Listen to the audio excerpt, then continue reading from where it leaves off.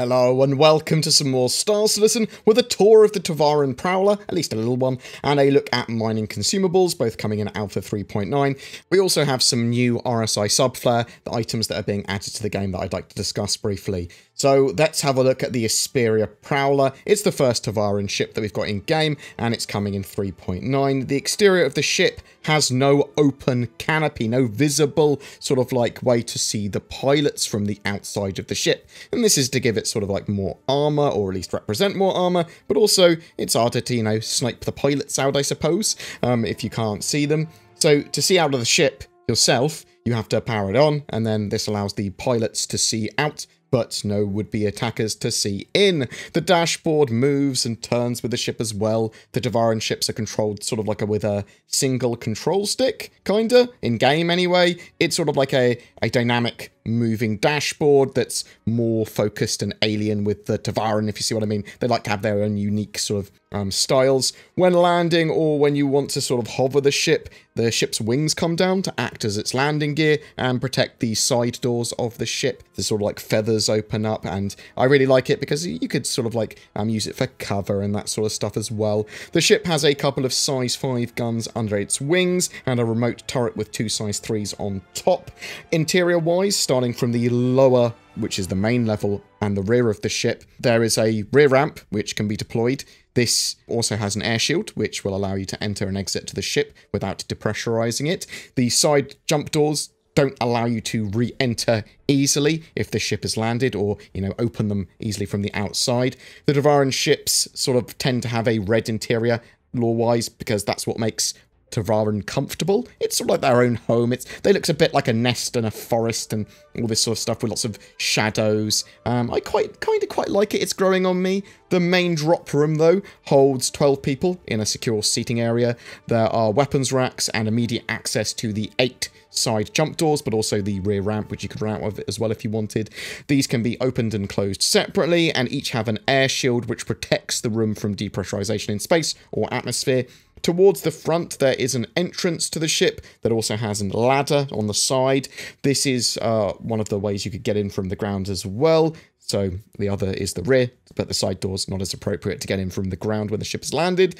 We also have sort of 4 more jump seats here, and then the Copilot Seat, which is directly below the main pilot seat on the level above.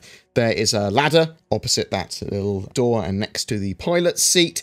This takes you to the upper sort of deck, but it's really just a cockpit with the main pilot seat and a component room as well. The ship is lit like you are in a red metal forest. It kind of feels like a forest fire to me. I think the ship looks amazing, and I'm really looking forward to seeing it in game. Mining is pushing to be finished as a gameplay loop in terms of Star Citizen's Alpha anyway, with the addition of Mining Consumables. I do actually expect they were going to do a lot more mining and mining type gameplay, so bear that in mind. In 3.9 as well, we know we're getting like Quantanium, or the ability to mine quantum type materials, which are volatile, but expect other mining gameplay in the future. Just bear that in mind, or at least refinement and polish. But with 3.9, they're sort of like then gonna, after that, move away from the mining gameplay loops. But we're going to see the addition of Mining Consumables here. So these are the first sub-components and sub-items that we will have in-game.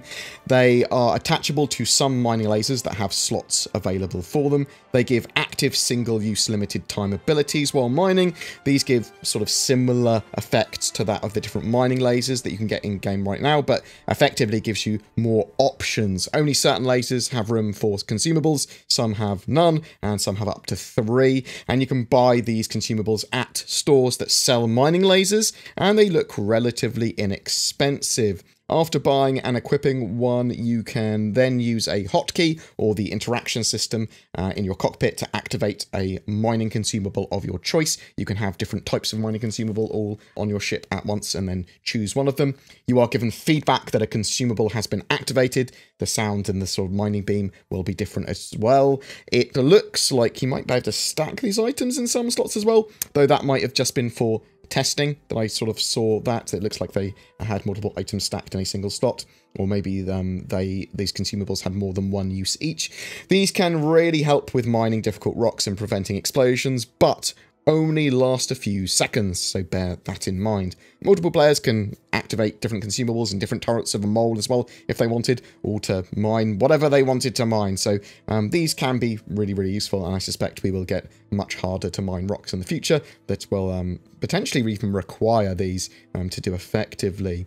There is some new subscriber flair for March. It's flares, subscriber flair. It's flares. They are reusable, and they are in 5 different colours, 3 of which are going to be given to the standard Centurion subscribers. You get 2 sets of green, red, and blue flares.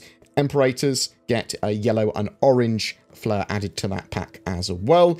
You need to hold on to these flares or collect them after dropping them to keep them, so bear that in mind. But they can basically be reused indefinitely. That's at least something that makes them useful rather than just, you know, being flares.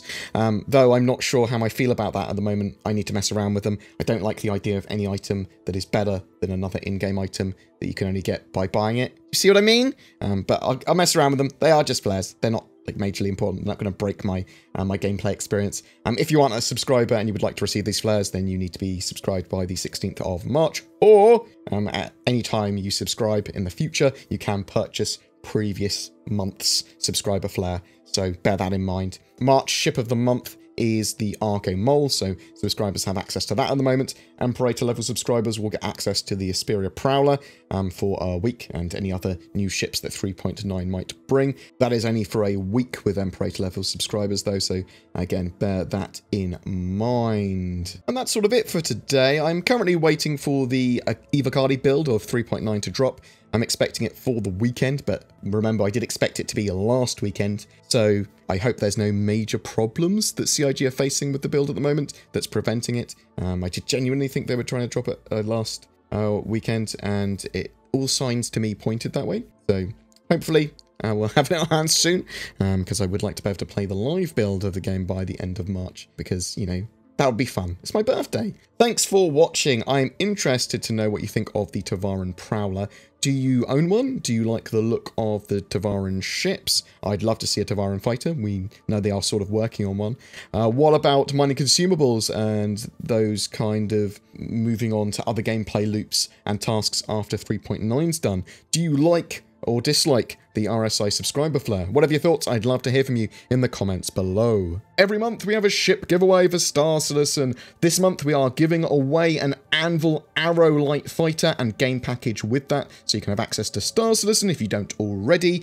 All you got to do to be in for a chance of winning that is comment on any of my videos made during the month of March. There are full details in the description below. I am a shill for a couple of companies, NordVPN and NordPass. If you are looking for a VPN or a password management system, I recommend you check them out. They've got many benefits over free services, and as I'm pretty security conscious, I love those kind of services. Also, there's Shadow. If you are thinking about getting a new gaming rig or upgrading your gaming PC for Star Citizen or whatever, then consider Shadow instead. It is a internet cloud-based subscription service like Stadia, like GeForce Now, but this one gives you access to a full Windows 10 environment which is fully customizable, and that is significantly better in my opinion, allowing you to do a lot more with it. Check out the links below for them, or use the code BoredGamer for discount. Also, if you wish to support the channel further, there is Patreon, there's the YouTube join member button down below. That really helps. This is a community supported channel, and I wouldn't be able to do what I do without the support that I get. If you want to share these videos, if you want to comment, give feedback, whatever, that is also hugely appreciated. Thanks very much for watching, guys. You take care, and I'll see you in the verse.